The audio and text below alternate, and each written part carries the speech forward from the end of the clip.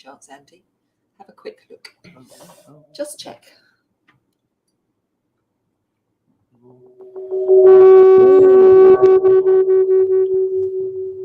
Hang on. Oh, shit.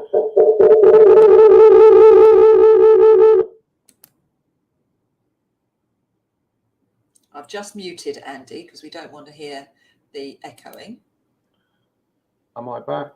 You're back now. Did you have it open in two windows? Two windows, yes. Yeah, that's what happens. The first link didn't work or something. Yeah, that's what happens when you have it open in two windows.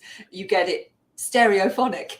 We went into some sort of like 1970s disco, which wasn't all that pleasant. No. I don't think it was pleasant in 1970 either, to be honest. My memories of discos, I probably was a little young to be going to a disco in 1970. Small child. But, slightly later, in the 80s, when Adam Ant was on the scene, there was definitely a bit of that vibe going on. So welcome now to Andy Hirst, who is an arts conservator. And we're going to ask Andy a little bit about that. But we're just going to do a little bit of thank you and gratitude, because this is our 1 year anniversary of going live. Incredible. And I was just saying to Andy, everything you start with no audience. So when we started a year ago today, because it's my mum's birthday, I remember it well. Fortunately, otherwise she would be a very bad daughter, wouldn't I? And it was the first day of lockdown. The first day that, we knew this thing. What is this thing called lockdown? We were just coming to terms with it. We decided we would go live, and we picked this particular platform to go live on, this platform called Crowdcast. And we literally had no audience at all. We had no one. We had, we sent out an email to our members and said, well, do you want to come and have a chat? And I think Edith and Fran joined us that day, and Nadine. And then after a couple of weeks, we got a few more people, and it became a thing. And who could tell? I think we've now done 50 or 60 live talks with different really interesting people. And we've done obviously one whole month in September of lives from artist studios every day. That was insane, but incredibly pleasurable and fun. And we're just about to, this is our last live broadcast on Crowdcast of Pure Talks for Series 3. So Andy's our last talk on Series 3. I told him that is a very good place to be. And then we have a talk tomorrow, but that's not on Crowdcast, with Rob Moore at 3:00. That'll be recorded and live streamed onto Facebook. And then in April, so the 31st of March, going right through April, we're going to do the mad everyday thing again. Interviewing artists every day. And it's going to be hilarious fun. We enjoyed it so much the first time. We decided to do it again. I might even have a T-shirt made in honour of that. So yeah, well done everyone for showing up and being part of this and seeing the journey of how you take something from nothing to something. We had no audience. Now most of our talks are seen after a few weeks by about, I'm not going to say this out loud, don't let Andy hear, about 30,000 people. Andy didn't hear them. Didn't hear that. Don't hear them. And we also, they're also available to download on Apple Podcasts and Spotify, and we get quite a big audience there. And in fact, I got a call from a music producer this morning who works with some quite major names in the music industry, and he downloaded our podcast, love what we do, and wants to collaborate with us and work with us. So that's super cool. And we are happy to work with anyone within the arts industry. We have our lovely Tanya, who's my virtual PA and your members liaison, and she's a singer, and she often does live singing on our private views and things. So yeah, it's been an amazing journey, and I just wanted to say thank you to everybody for being part of that and bringing their energy to it. You've been amazing. So, without further ado, welcome, Andy Hirst. How are you? I'm great today. Thank you very much. And thanks for having me. And I didn't realise I was the privileged last guest in the series or whatever. You know. You are privileged last guest in series 3. I think that's a really lovely place to be, like really wrapping it up. And the next series, series 4, won't be coming out until probably September, October. So we'll be taking a bit of a break. We'll do the Art 360 and then we'll take a bit of a break and refresh and see what the audience want. And then we'll set up another series of talks for whatever it is our audience want to hear about. But they really want to hear from you today, Andy, and all about art conservation, because I think this is a subject that's important to you if you own a piece of artwork. I think it's a subject important to you if you buy artwork, and it's really important if you make artwork, because at the front end, you need to understand what could go wrong in order to mitigate that risk as much as possible for your future collectors. And I know we see a lot of issues with storage, especially of works on paper and foxing and such like from historically. So, yeah, Andy, first of all, set the scene. Yeah. What's your story? Tell us how you got into this, you know, bring us on the journey with you a little bit, and then we'll go into some specific questions. Okay, so I've been a paintings conservator for over 30 years now. I suppose you might say that I started out being interested in art. I went to art college, I did a fine art degree and a foundation course and all that. I studied painting more than anything else. And then I left college and I thought, what am I going to do? Because a fine art degree isn't necessarily much of a passport to anywhere, really, unless you are careful how you use it. So I got a job in London. I worked in a shop in Covent Garden. It was long hours, not very good money, and I thought, I've got to get out of this. So I managed to get myself a couple of jobs with some restorers studios, and I did that for a while. And then I went and did a master's degree in conservation, which is what you generally, that's more or less the standard thing that you need to do this job properly, because it does involve a certain amount of history and science and so on. So that's how I ended up doing what I do, and I've worked for a number of people. I've worked on a wide range of projects, and I'm still out there doing it. Yeah, is it busy? Do you have a lot of work? It is a bit of a mixed bag. I mean, at the moment, have been for the last 6 months to a year, been really quite busy. I've got quite a few paintings in, and I've also got an ongoing project in Mayfair, working for somebody I can't mention. Well, a very wealthy person, and I'm in a very posh house. But no. Oh, so you're doing like private conservation of their private collection? It's not. It's a bit more. It's a very peculiar thing called stuc-pierre. Stuc-pierre is a French invention, which is a kind of plaster that looks like stone, and I've got to basically touch it up where the old and the new stuc-pierre meet, because they don't match up, and I've got to do a sort of faux stone effect paint job, right? Very carefully over this entire very large space. So that's been a sort of mainstay of a job for a while. But on the side, I've got a couple of paintings downstairs at the moment, which I'm working on, and that's picked up a little bit lately. But it's not always thick and fast. No. So it can be. Do you generally work for private individuals, or can be corporates, or? It can be either, but it's mostly private individuals. I sort of work in the middle part of the market, and so it's private owners who have maybe just a few paintings or something, and only 1 out of 6 of them needs something doing to it. So it's like I get sometimes I get repeat work off some clients, but they're not big collectors mostly. They're mostly people like perhaps you or I, who might have 3 or 4 nice pieces of artwork, and I'll work on them. That's mostly what I do. Yeah. So what are the common issues then that you get presented with? What's the reason why people contact you? Because as you say, I mean, I have artwork and I'm careful with how it's displayed, so out of sunlight and all of that. But I wonder what would motivate and trigger someone to go, I need to contact an art conservator. Mostly it's either one of 2 main things. It's either damage, so paintings with holes in, I work on them, or it's age, which is just it's an accumulated bunch of dirt, or it's become very fragile, or it's starting to look too shabby to be able to see the thing properly. And so it's either that, those two main areas. And then sometimes people spend quite a long time finding a conservator because, if you've got a painting with some problems, it can probably wait a year. It can probably wait 2. You don't have to rush into it. You could ask several different people their opinion, all that sort of thing. So there's a certain amount of lead-in time that goes on with all these things. Yeah, I mean, I treated a painting just the other year.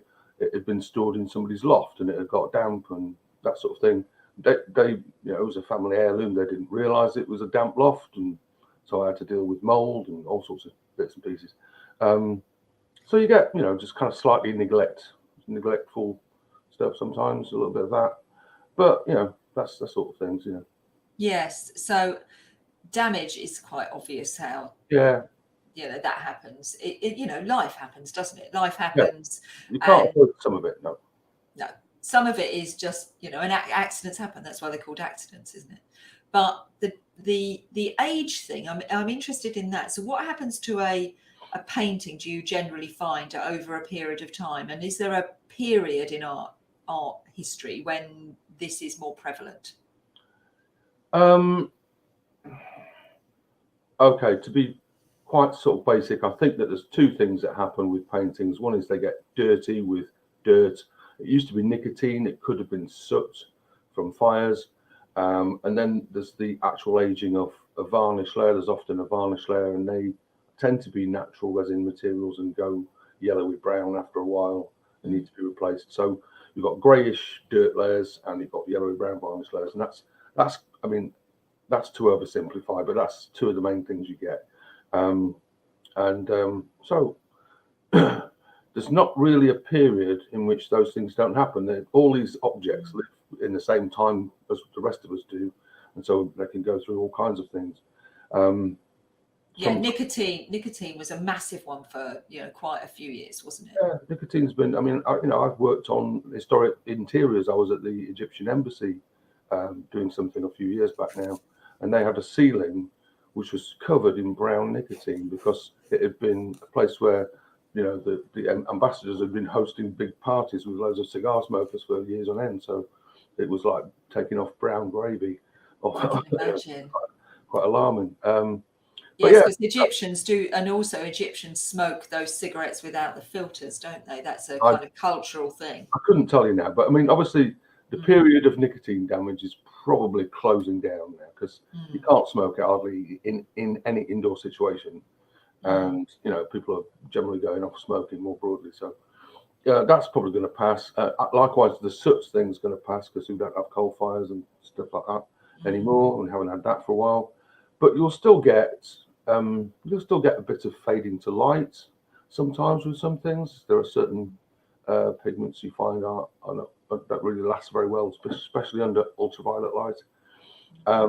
So get a bit of fading, things like that. But most people are very careful with their paintings. Yeah. Would you therefore recommend that, because there's a lot of conservation glass out there now, isn't there? I know this would do you out of a job, but is that a good thing, do you think?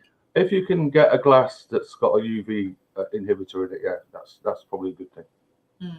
And we resist putting glass over oils. Sometimes, you see, if you look at a major gallery or museum, you'll see glazed oils. That's not that unusual actually, but traditionally they weren't glazed. I mean, lots of modern paintings in particular don't get glazed, or even framed sometimes. So they have to just exist where they are. Yes, yeah. Well, that's often the way when people buy things. I find this when people come and if they buy things at exhibition, 99% of the time, all the work we offer is framed. But in this digital age where people are buying online, we're having to offer obviously unframed and unglazed because it's too dangerous to ship if it's got glazing, and it's too heavy if it's got a frame on it. And so there's a lot more people receiving artwork in its raw state and then being faced with, what do I do with this now? And if you're not used to the conventions of the art world, and you're unaware that conventionally you wouldn't put glass over an oil, but you would and you would use a particular type of glass, you are very reliant on your framer. And I know during Art 360, I've actually got an interview coming up with Bev Saunders from Edge Framing, and we talk quite a lot about that. We talk quite a lot about the appropriateness of using glass and framing properly and sealing the packet she talks about. So sorry, I don't know whether you can hear that noise. Hopefully not. There's like a pinging going on. It's like a doorbell. I don't know where it's coming from. It's just emails turning up. I can't. Oh, is it? It's like a doorbell going. I became aware of art conservation because a friend of mine had inherited some paintings, and she asked me where to go to get them conserved. And then she asked me the next question she asked me, which I thought was really interesting, because I was like, well, I don't know. At that point, I hadn't found you, Andy, but because this was a couple of years ago. But she asked me how much she should be paying for a basic clean. So she'd inherited some artwork and it was covered in nicotine, as you described. Been in a house where they'd been smoking and it was covered. They were beautiful. They were Glasgow Boys paintings, and they were beautiful, but you couldn't get the beauty of them because they were covered in nicotine. Is there a kind of like standard price for this kind of work in the, like, if it's a 1 meter, 2 meter, 3 meter kind of bracket? That's a difficult one to answer. The main way you will encounter pricing is as an hourly rate. Right. That's the most. It's not done by the square foot usually. It's done by an hourly rate. Hourly. And that people do have various prices. You can look a whole bunch of people up and find something. I suppose on average we're less than dentists. But and possibly less than the first hour of a plumber, I would say. But yeah, we're not that expensive for what we do. And the thing is, every painting is different and has usually got slightly different problems than the last one you looked at. So you can't. It's difficult to standardize a price. I mean, I do give prices based on photographs, but I much prefer to see the thing in the real flesh, so to speak. I think that's the thing, isn't it? Is people need to have a ballpark of what you're kind of talking about. Otherwise, they don't know whether they're being ripped off, and that's always a concern, isn't it? Well, it's the same concern as you have with garage mechanics, isn't it? Exactly. You think, oh, they're going to charge me £50 more than it is, or so, something. But I mean, you just develop a habit of not doing that, and you get a reputation and so on, and that's all right. Exactly. So coming to someone like you get the reputation. So you have all of that reputation behind you. So they'll be confident they're paying the right price for it. Yeah. When we're in general, given that we are professionals, usually with several years of college, we're not that dear. Really. No, I would ratify that. I think I said to her, if for this cleaning of this painting that she showed me a picture of, I said I should think you would be, because it was just dirty. I said, I think you'd be paying like between £150 and £200 for that, which I said I thought was incredibly reasonable if she got it for that. And that's what they quoted her. So she was confident. Yeah, so she had an idea beforehand. Yeah. The thing is, it's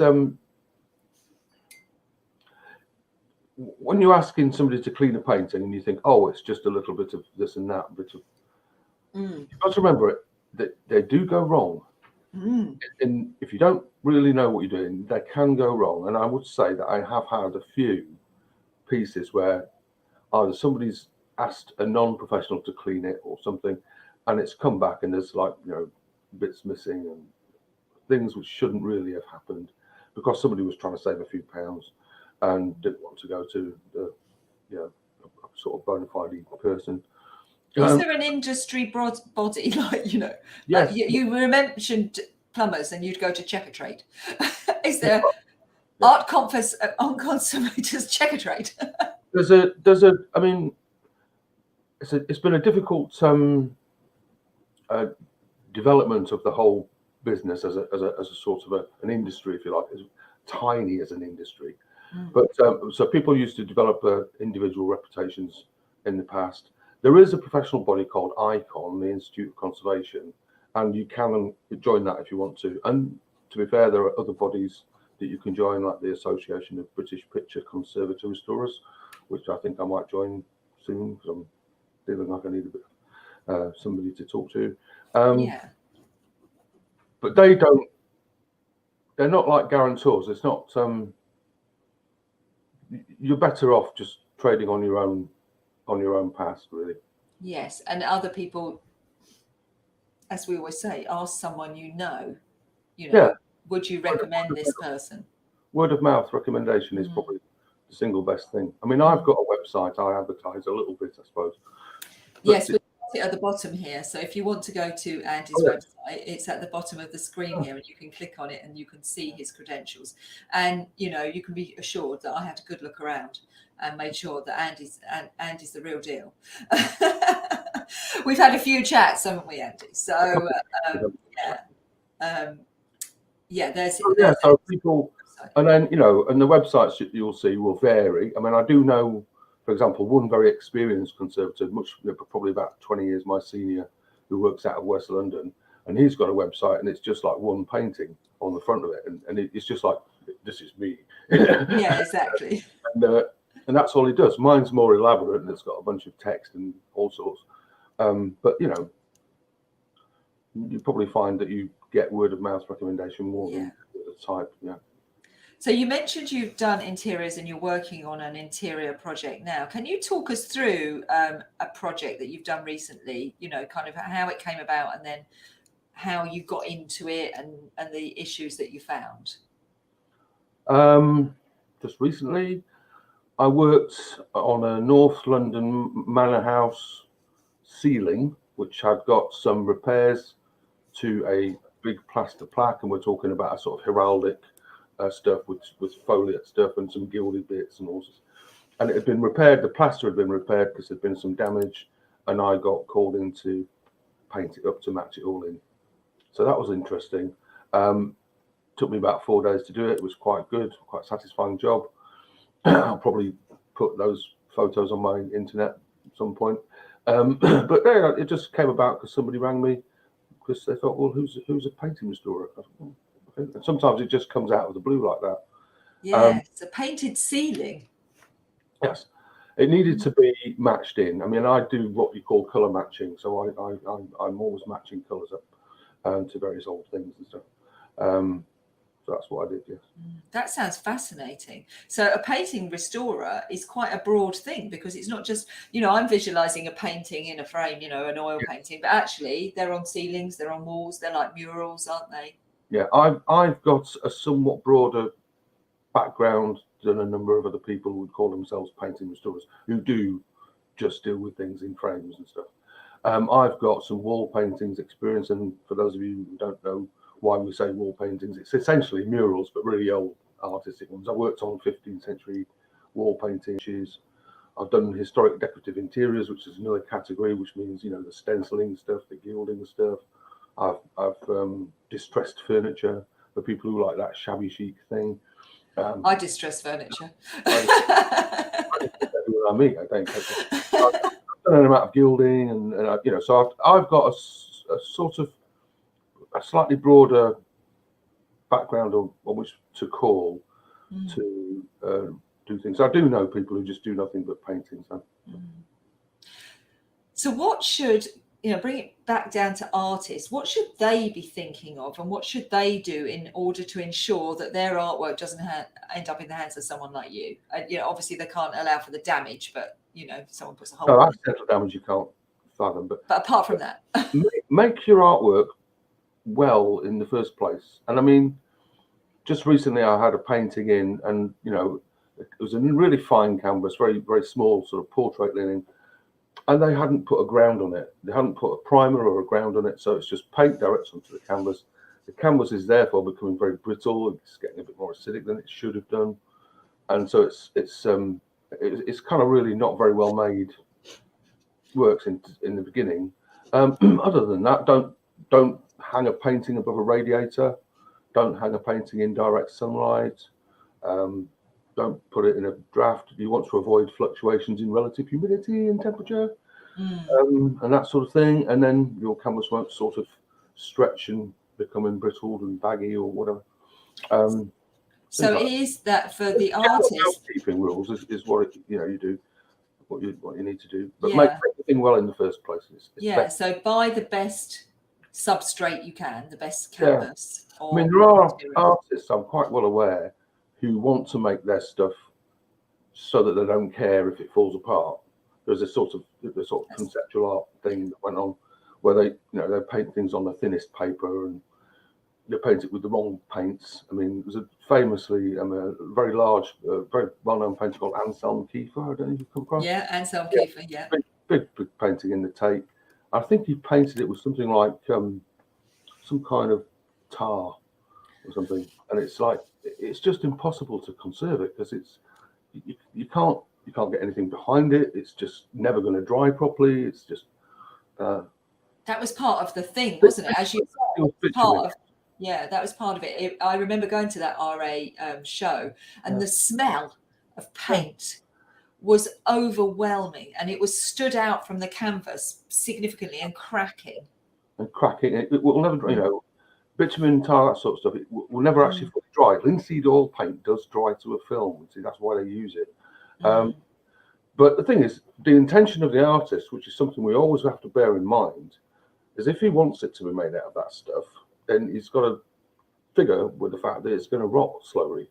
I mean, and we're all in conservation. We're in the business of stopping things falling apart and aging until they drop. We're trying to keep them together and visible and in good shape as long as we can. So we're prolonging their life. I mean, that's the whole point. But some things are not made with that in mind. And it's the whole thing. No, as you say, it's intentional, isn't it? And I love that. Yeah, you're there to stop the rot. Yeah. I'm here to mend broken art. And it's really important, as I said just now, to buy the best. If your intention is for it to have longevity, is wherever you start. Like I was saying earlier about, we started with no audience, but we still paid for the best platform we could afford. And that stood us in good stead now because we're now on the best broadcasting platform and we haven't had to move across from Zoom or any of these others. We went all in and committed to ourselves that we were going to do it professionally. And that's the thing with artists that, do it intentionally, consciously make those decisions, buy the best you can and prepare it well. Do the primer, do the gesso, put the ground down, and then your work will not arrive in Andy's studio. Yes, I'm for doing many myself years. out of work. Yeah, you're doing yourself out of work. So that's painted works on canvas, but you alluded to works on paper then. I did allude to works on paper, and just for those of you who are interested in conservation, conservation splits up into several disciplines. So I work on paintings, which includes canvas, wooden panel, metal panel. Sometimes I'll do things on plaster that technically comes into wall paintings, I suppose. But there's a entirely different sort of field for works on paper. So prints, drawings, watercolors, all that. Get a paper conservator to do them. Because the chemistry of how to deal with, falling apart paper is different. And also you've got to be very careful with water, obviously, and stuff like that. So, and then, there's other people who specialize in musical instruments, old grandfather clocks, you name it. There's somebody out there. There's a leather conservation centre for anything that's old, hard leather. I've seen them bring some of that leather back to life. It's incredible. Yes, it is. It's quite amazing because it turns into something really hard and biscuity, and then you can rejuvenate it if you can. So there's people who specialise in all kinds of things. Paintings, there's quite a few of us because there's quite a few paintings out there compared to. There's some people that will conserve an old steamroller somewhere. I mean, things like that do occur. And I know with paper often it's the foxing and such like because of the acid, isn't it? And then being stored, as you say, in damp and such like. So artists who do paint onto paper need to be aware of that when they're storing work in their own studios, that you can embed some damage in it before it even leaves you if you don't store it correctly. And keep airflow and everything. Yeah, keep it warm and dry. And I think like me, keep me warm and dry, I'm happy. And I think people use interleaves between, if they're going to have a plan chest and they're going to store several sort of watercolors in there, they have an interleaf between each one and stuff like that, so that you don't have one bit sticking to another. Yeah. I mean, I've worked on a couple of things just lately where people have rolled up something, just rolling things up to post them is becoming a bit of a thing. And then the front is stuck to the back because they didn't have any interleaf, no release agent, nothing in there. So that, you know, so all of a sudden you've got to unroll it, and all of a sudden bits peel off, and it's like, oh God, why did you do it like this? Yeah. But you know, I've worked on a few things. There's a couple of companies out there that import copies from, I think it's China or Russia or both, and they come rolled up in tubes, and then they have to get put on stretchers and framed up and everything when they get here. So because they don't want to make packing crates. Yes, as we said, it's expensive, isn't it? And it's not good for the environment. So we have to think about environmentally that it's not good for the environment to have all that waste. But there are some great companies out there that you can ship properly with. Mailboxes is one that I've used, and I think people like UPS will actually collect your artwork in stiffy bags, and they don't insist on you having it in crates. You can just pay extra, and it can be transported in a bag that can live its life in until you decide to hang it on the wall. Good. So it's always worth doing a good look around about that stuff, especially now, as I say, now that everything's we had no choice. A lot of stuff is being bought online, and it's being bought from all over the world. And we're going to do a session on this thing called NFTs, which is digital art. Have you heard of these? I've heard of digital art, but I don't know what NFTs. NFTs, it's a thing. It's those Americans again. What can I say? Not for something? Non-fungible tokens, which means, I know, it's quite a thing. Non-fungible tokens, which is original digital art. So non-fungible means it's original. And Elon Musk has been big in this market, making this digital artwork and buying it. And you can only buy it with Bitcoin, which I have to say, 10 years ago, or Ethereum, which is another kind of virtual currency. 10 years ago, when someone mentioned Bitcoin, I was like, oh, don't do that. It's a con. And now, of course, they're all absolutely made a fortune, haven't they? So there you are. Don't listen to me. Don't take financial advice from me. I think the Bitcoin people occasionally lose a fortune or two. Do they? Oh, good. It makes me feel better. It's not a complete hill upwards, I don't think. I feel better about that. But the digital world in the last year has meant that we're buying stuff. Yes, an NFT sold at Christie's last week. It was by Beepled. And he's been doing this thing called 500 days. And I think it went for, I'm prepared to be corrected because obviously this is off the back of my brain, $69 million. Ouch. And prior to that, he'd been selling them and Bitcoin has funny currency. So he was selling them for 0.01, which is about the equivalent of 1,700 quid, apparently. And then all of a sudden it went into Christie's and he sold something for 69 million. He was jumping around the room. And I think Elon Musk did something again that was also in that kind of field. But it's the thing. It's a thing. The trend forecasters are now saying this is a thing, and you'll be having art on screens in big, that'll be big installations in the future. So, but I don't think that will ever replace. It'll just become like everything else, blended. So everyone will have opportunity to, artists such as Juliet, who's just commented there, who works within digital art on photography.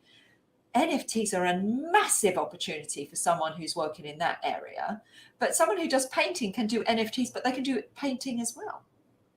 And you can turn your painting into an NFT or keep the painting. I'm just thinking aloud.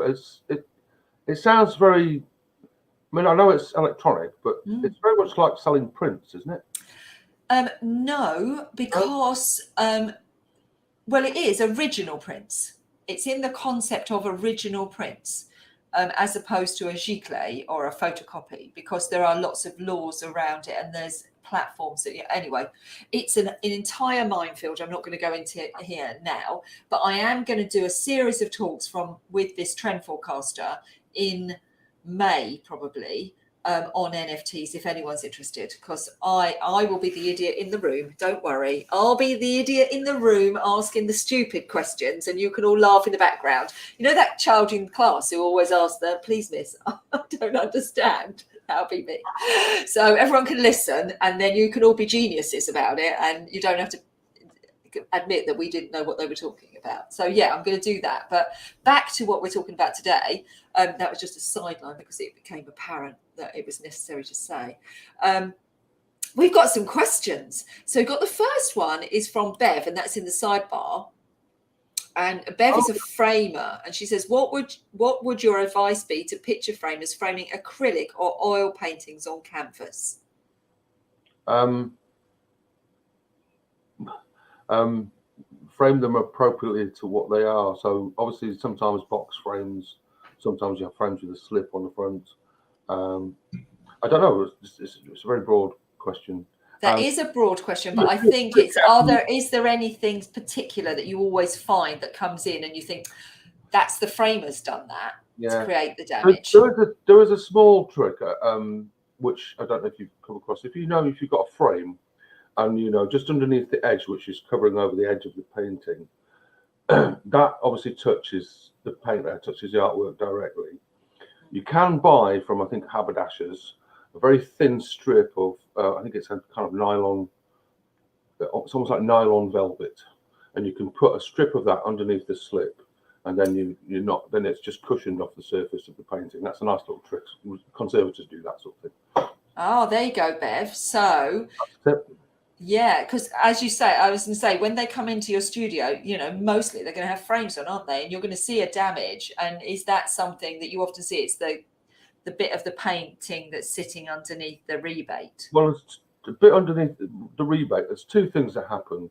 One is if it's a wettish painting, it's not dried enough, then you can have a bit stuck to the rebate, and then you have to replace that bit. The other thing that happens is the rebate of the frame, just for information, because it cuts out the light on that very last centimetre or so, the paint will age differently, particularly oil paint will age differently and slightly, and because of the absence of daylight, it seems like it goes darker most often than the rest of the painting. So that's often the thing that you need to watch. So don't have too much rebate if you can help it. So that's the tips, Bev. Minimise the rebate on an oil painting. Yeah, and let them dry. Make sure they're dry. Make sure they're dry. Oh my goodness, that's a classic one for oil painting, isn't it? It's like, I remember back in the day when I ran an art gallery, like 15 years ago or whatever, and I would be working with artists, and they'd arrive with the artwork in their car, and they go, "Oh yeah, it's still a bit wet." I'm like, yeah. Why have you? I can't do anything with that. Take it back and wait till it's dry. I don't bring that artwork into my gallery wet. Just classic. I was learning as well then, so I didn't realise this was actually quite a common thing. Yeah, no. If people are knocking out paintings, they think they've got a ready market, then they do trip themselves up a little bit. Yeah. I remember years ago first coming across. I can't remember where I read it. First of all, it was one of the handbooks that I kind of got. An oil painting, you should leave it for at least 6 months to a year before you varnish it. Have you heard that one? Yeah. People do repeat that one. It's common, but obviously that's a rule of thumb because it depends how thick your paint is and everything. But that's a thing. That's why they have the varnish. That's why they had that thing called the varnishing day at the RA, isn't it? Because people would. Their paintings would still be drying right up to the minute of them hanging on the wall in the RA. So then they'd give the opportunity to come and varnish them. Varnish later on. Yeah. So that thing that you put under the rebate, tell us that again. It's a nylon velvet. It's a synthetic. It looks like ribbon. It comes on a roll. It's usually black, and it's kind of like a velvet texture to it. So it's kind of soft padding. And it's just nice to just keep the rebate off your frame, and it also just sets the painting just back about 1.5 mil. It's quite neat. Oh, do you have a special supplier for that? I can't remember where I last bought some. I'm not sure if I've got any left now. It's haberdashers. I don't know if it's used in dresses or something like that. Yeah, haberdashers. So somewhere like John Lewis probably would have. Yeah, probably there. find I it. would think so. So let's hopefully that helps, Bev. Any specific question, pop it in the ask a question box there, because I think that's what you were asking is, what do you see that comes in that could be prevented by the framer. So let's see what else we've got on here. So Vincent, you'll love Vincent. Vincent is a interior architect, and he probably creates a lot of the plaster work that you then years later go back and have to repair. So is it a good idea to varnish oil paintings when it often is what causes the most damage to the painting over time? If artists are to varnish their work, would you recommend a restoration varnish is best to use? Ooh. You need to use a varnish which you can reverse in the future. When I say reverse, get it off without damaging the paint. So traditionally, something like a Damar is very good. Now, the thing with Damar is after about 100 years, it will go a bit yellowy, goldy, but it's dead easy to get it off compared to other resins which you can get. The ones that come out of Winsor & Newton and stuff these days, some of them say that they're reversible, and some of them say they have UV filters in. They're probably okay, but I do know my natural resins better than some of the more modern synthetics. So natural resin. Try Damar. It's very pleasing. Goes on very thin. It's very watery. Good saturator. Yeah. There you are, another top tip. We're getting all the top tips now. We've got the ribbon. I'll go and try and find that. And then we've got Damar, the restorer's preference for... well, to be honest with you, restorers use... For retouching, we'll use modern synthetic resins because they don't discolour over time. That's generally the thing. And there are also varnishes you can get which have next to no discoloration. But I was thinking for ease of use, if people don't want to get into those rather more technical materials, that a Damar is quite a good choice for general. Thank you. Do you work on acrylic paintings as well as oil? Yes, I do, or I have done. I did one of my main projects at college was to work on a large acrylic painting by a gentleman called Sean Scully. You would probably come across him as a bit of an 80s painter, I think. Yeah, but very famous, and yes, that was a particular thing. And I'm also acquainted with a couple of the people that worked on a big project on acrylic paintings and how to clean them, which was hosted by the Tate Gallery a few years back. And so it is a whole different area. But I have to say, one thing about acrylics is there's lots of different types, and some of them, they vary in quality quite a bit, and some of the actual constituents aren't quite the same as each other. So if you're making a general comment about acrylics, what can I say? If they get a bit warm, they get a bit tacky. And if they get a bit cold, they get a bit brittle. That's two things that you need to watch. So try to keep your temperature sort of together, because when they get tacky, all that happens is if any dust falls on them, it starts getting imbibed into the paint there, and that's absolutely next to no chance of getting that off. So keep them. That's interesting. Keep them within a reasonable temperature range. Normal household temperature range should be all right. But yeah, that's interesting. So yeah, the paint is affected even before you've even put it on the surface, whatever the substrate is that you're using. The paint can already be building in a problem if you don't keep your temperature even. I'm talking about a finished painting. Yeah. The surface can almost like, if fluff fell on it and it couldn't be dusted off, then it would stay there and make a grey coating over a period of time. That's if it stays a bit too warm. This goes back to the don't put paintings above radiators story. The classic don't put your or in direct sunlight, opposite a set of windows that are south facing, for instance, is a very bad idea. And what's the youngest painting that you've worked on? I worked on actually quite a good modern painting. It was it was a 21st century painting. I think it was about 2010. Actually, no, that's not the most modern one. It was the most proper modern one, but I've worked on a couple that were just made last year that were just badly treated, and it was a really poor. The technique was poor. The varnish wasn't very good, and so it started to peel off. and I had to kind of try to find a way of touching it in. But it was that was just like last year or something. Yeah, so it's happening. It's happening every day. So if you don't prepare and, as we say, buy the best you can afford and prepare your canvases or whatever medium properly, and then you don't look after your paints and then don't hang it in a good place, it's going to deteriorate pretty quickly, isn't it? Yeah, I mean, if you like these things, treat them well. Yeah. And make them well in the first place. It's not, the thing is, I'm referring to, I suppose, the kind of craft skills that you might need to actually make works of art that will stand together. But most people that I remember from art college at my time weren't necessarily all that interested in that. They were interested, it's all about ideas. It's all about my emotional thing or my theoretical thing. And so they weren't that bothered about whether their stuff was well made, really. So I think most people these days not what they were about. Yeah, I think the artists that we interact with are, and I think our collectors are, and it's respectful to your collectors, because your collectors have taken time to earn that money to then part with it to give to you for your artwork, that you do the best job you can in the whole chain. And that's why knowledge is power, isn't it? So if we know and we're aware and we make a conscious decision not to do that, then you have to communicate that down the chain, a bit like the Banksy that shredded. That was an intention. You knew what you were getting. You know what you're getting with Banksy. He normally does stuff on the side of buildings that, is ephemeral, that's not permanent.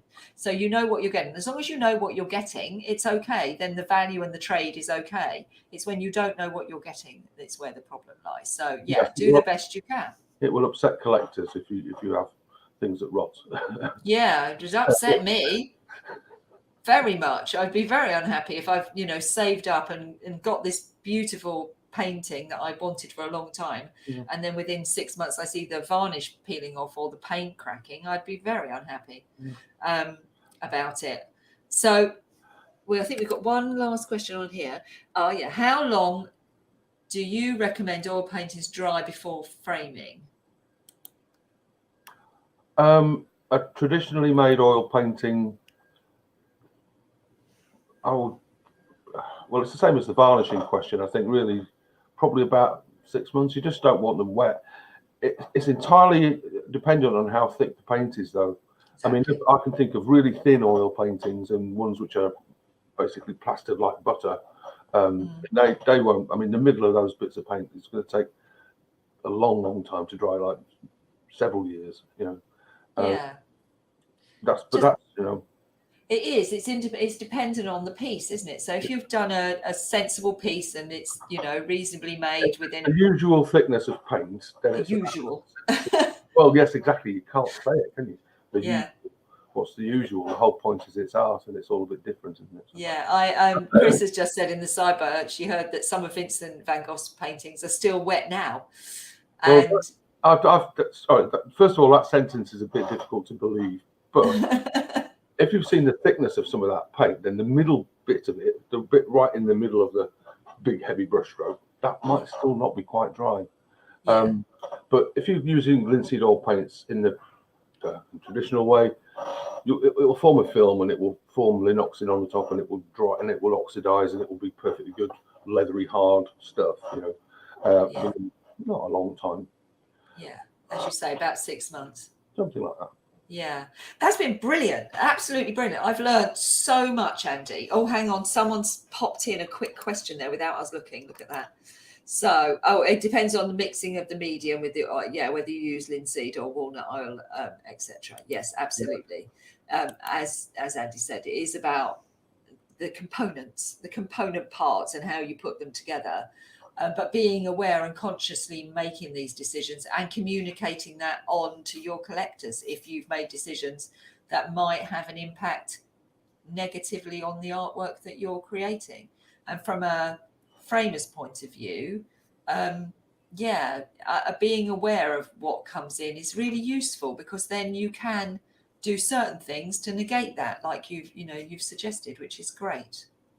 It's been brilliant, absolutely brilliant, fascinating. I've learned things I wasn't even aware of. Didn't even know you didn't know them. Didn't even know I didn't know. That is epistemology. isn't it just? I didn't know. The power of knowledge. Yeah, the what is that? Epistemology is the I think it's the theory of knowledge. theory of knowledge. Yeah, the theory of knowledge. I was trying to come up with the right words there. Yeah, there's a man who's done a master's. That was the first thing that anyone ever said to me when I started doing a master's. They said, "Do you know what epistemology means?" And I was like, "Oh, I haven't touched a drop yet. Sorry? So I haven't touched a drop. I know, we did really well. I was really naughty because when I did my master's, Charlie was a little boy, tiny, and I taught him that word. I said, if anyone, starts giving you trouble, just tell them, just say, "Do you know what epistemology is?" Yeah. Kept him safe for many years. Yes, brilliant, Andy. Thank you so much. Thank you so much for being my final guest of series 3. It's been my pleasure. I hope I haven't put my foot in it with anyone. You can't put your foot in it. You've just spoken your truth, and that's brilliant. And we've learned so much from you. And if anyone wants to learn more, then they can go to your website, which, as I say, is at the bottom of the screen here. Or they can contact Andy. It's ARH Conservation. What's the R stand for? Richard. Andrew Richard Hirst. ARH Conservation. We've outed you as a Richard. Now you've got me. I've outed you as a Richard. But no, that's really fascinating. Thank you so much. But do contact Andy if you've got any specific questions. Bev, I would suggest you contact Andy directly if you've got any more specific questions, because I know Andy's very happy to answer them. And he's very approachable. And we've really enjoyed having you on here in your suit, in your jacket. See, I felt very honoured that Andy wore his jacket. I was like, that's great. He's like, that's really respectful. That's old school, and I really like it. I'm still wearing my Victoria Beckham sweatshirt with her son's name across my chest, which is slightly awkward. But I was chilly today. What can I say? Thank you so much, everyone, for joining us. This is now available on Catch Up. Did we have any questions, Sophie, from Facebook? You haven't popped anything in here, so I'm assuming everyone on Facebook hasn't had any questions. Sophie has been watching Facebook from the park in Bedgebury with her children. So you said we at Pure, we make sure that we do a good job. So we nothing stops us. But yeah, any questions, pop them on the Facebook page. I'm happy to forward them on to Andy as well. And I'll do a little blog post about this because I think it'd be interesting to do a blog post, and I'll send it to you, Andy, and you can add on anything else that you remember. But yeah, other than that, it's going to be on the YouTube channel that you can watch anytime. It'll be on our website in Chris does that, so maybe tomorrow I'll cut you a bit of slack, Chris, and you can put that up tomorrow, and the podcast will be available to download tomorrow as well. So no, brilliant. Thank you so much, Andy. Thank you, everyone. I will see anyone who's joining me tonight for the Sensor Pro workshop. That's 6:00. You've all had the email with the Zoom in, or I'll see you tomorrow for the Facebook Live with Rob Moore. Thank you so much. Thank you. Thanks, Andy.